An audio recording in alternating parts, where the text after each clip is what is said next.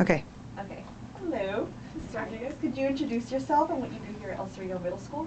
I am Lynette Rodriguez, and I'm the school counselor for El Cerrito Middle School. We have 6th, 7th, and 8th grade. We have 1,250 students here, and I am the counselor. And you're the counselor, that's your caseload, all of them. Yep. And my particular topic was on a girls group, you know, self-empowerment, self-image. Would you say that that is a big concern here, or a small concern at El Cerrito Middle School, or is it even a concern? It's definitely a concern, and it is not a concern for every single girl, but some of the girls really struggle with self-image. Okay. And I was aware that you had a girls group, and you were saying that that is going to start up again, and that's after T1 is over. Right. And what kind of topics do you cover in the girls group? In that particular group, it's sort of driven by what the girls' needs are, and they really do have a lot of issues with how they get attention. And it sort of starts with how they're getting attention at home or not getting attention, and then it kind of folds into how do they get attention at school. And the other topic that they are really interested in is how to really build friendships. Okay. Surprisingly, they haven't been really talking about boyfriends or boy-girl relationships, but more about their relationship to adults and their relationship to other girls. Okay. So the dating factor, thank goodness, has kind of not really surfaced, or is not a bigger concern. You know, it's there, but it isn't when they get a chance to have my attention. That's not what they're worried about. And another teacher and I were actually discussing earlier how middle school, how dating relationships, how we viewed them when we were in middle school versus now, and how then it was just, you know, the boy that was your boyfriend and he walked you to class, and how now it seems like there's a little bit more interaction as far as the hugging and the kissing. Would you say that that trend has changed, that's an accurate observation that we're making, that it's becoming more contact, or You know, I don't really have any evidence that it's more contact, but the thing that strikes me after doing this for 35 years is that kids seem to be more influenced, that these relationships, they're very intense to them, and they have a hard time doing without a relationship. Like if they've started having a boyfriend, girlfriend, as soon as they're done with one, they're looking for another one. Right.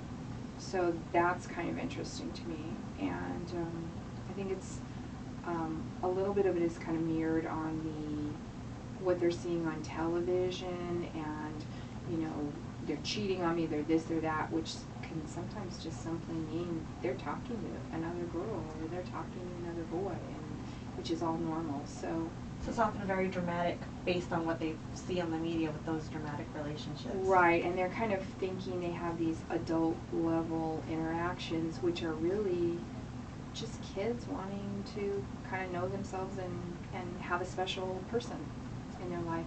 And the girls in particular can really tell you that what they're looking for is somebody that makes them feel special. And the boys, it's a little bit more about they're kind of interested, it gives them status with the other guys, and then occasionally they really find a girl who's a great friend for them. Right. And for that girls group, how large are the groups usually? Is it an open group or is it a closed group? Other than an eating disorders group, I never do an open-ended group. I like the girls to bond and understand what trust is all about, so we always limit it. Once we're into about our second session, we never add anybody, and just so that everyone has a little time to interact, I always limit it to 8. I never go over 8. Oh, okay, that's nice. That's a nice number. And usually, how many group sessions would you say you usually have? That's another thing that kind of trial and error over the years. I always start out with a limited number of groups. Again, other than eating disorders, which is a support group, so it just keeps going. I usually limit it to about 8 sessions, and then depending on how the kids are reacting with that, if they ask for a couple more sessions, we do that. If they feel like they got what they needed, we're done. I found that open-ended groups tend to turn into just socializing. They're not working on anything, they just get together, skip class, and socialize. Okay. So that's why I like to keep the number of meetings down and focused. And another question that I wanted to direct to us was, as far as our dress code policy goes, if we, you know, do you ever see students that are repeat dress code violators? And like, how do you address that with them? Well, we record dress code violations in the computer, and so if someone's coming in, I always check to see if it's a first time, is it a warning, is it a repeat, and sort of take it, you know, kind of that 1, 2, 3 strikes sort of thing.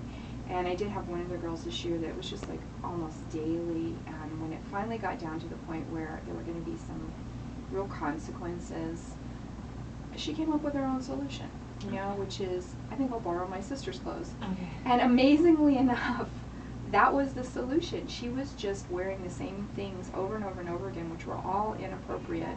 And she switched to borrowing some clothes from her sister, and she's just looked like every other kid now. It just hasn't been an issue, and she's feeling really relieved that that's not something that she's constantly being caught on. So it was almost like that was her limited supply. It wasn't a decision. It was, this is what I have and this is what I can wear. I think it was a little of both. That, you know, she just was in a habit, Okay. and she wasn't really putting any energy into breaking the habit, like telling mom, you know, I need something a little more modest for school, or I need my, you know, these shorts, I've outgrown them, and I need some jeans. But once she understood that, you know, she kind of hit the limit on the warnings, it's been great. Okay. Well, thank you very much. I think that will be it. I think I'm good, right? All right. Well, thank you so much. You're welcome. I really, really appreciate